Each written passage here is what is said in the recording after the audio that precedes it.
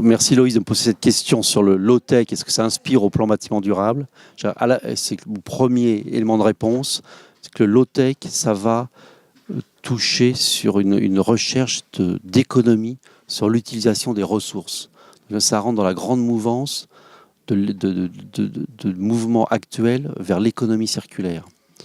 Donc ça veut dire qu'on va essayer de continuer à avoir un certain niveau de bien-être, de bonheur, d'activité économique, mais en mobilisant le moins possible de ressources, en essayant de les déconnecter. Donc pour ça, plutôt que de rechercher toujours plus de solutions techniques qui entraînent, ce qu'on a bien vu à la conférence, leur effet rebond, donc en fait après un rebond de encore plus d'utilisation, il y a une priorité qui est de travailler sur les solutions plus, enfin, connaissance des impacts déjà.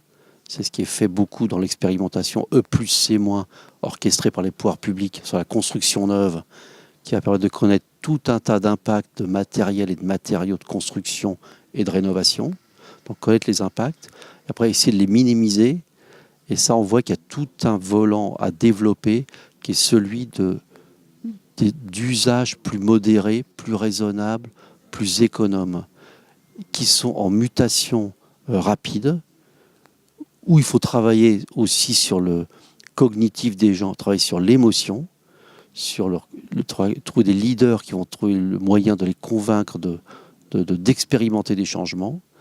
Et ça, c'est vrai que pour les promoteurs et les constructeurs, ça veut dire deux choses, à mon avis. Je vais essayer de me limiter à deux. C'est d'abord voir qu'il va falloir beaucoup plus réutiliser les bâtiments. Donc leur métier va devenir beaucoup plus un métier de restructurateur de bâtiments qu'un métier de construire, de créer à partir d'un terrain nu ou d'un terrain où on va démolir, parce qu'il faut essayer au maximum de conserver ce qui existe pour limiter l'impact sur les ressources.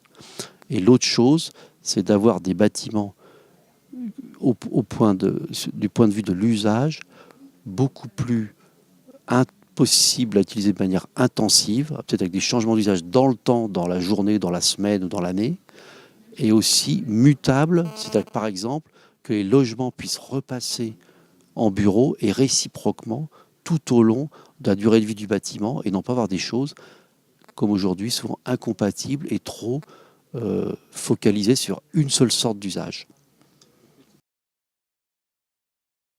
Alors le discours sur la sobriété est capital et en même temps il est difficile à tenir parce qu'on va toucher à la liberté individuelle des gens et donc il y a une crainte de la part des pouvoirs publics, je pense, en tout cas c'est mon point de vue, et peut-être un risque de rejet par rapport à des discours qui se voudraient normatifs et ou éventuellement moralisants ou prescriptifs de changement de mode de vie.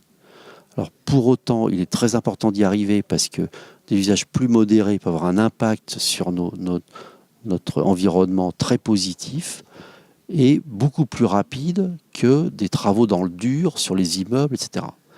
Alors pour ça, je pense qu'il y a quand même une vertu d'exemplarité à développer. On donne l'exemple des dirigeants qui viennent en chemise en été pour ne pas faire marcher la climatisation. Alors c'est un petit exemple, mais pourquoi pas. Donc l'exemplarité. Après aussi, c'est s'appuyer sur beaucoup d'initiatives de la société civile pour les relayer, les renforcer, essayer de les faire connaître, les diffuser, faire adhérer d'autres personnes.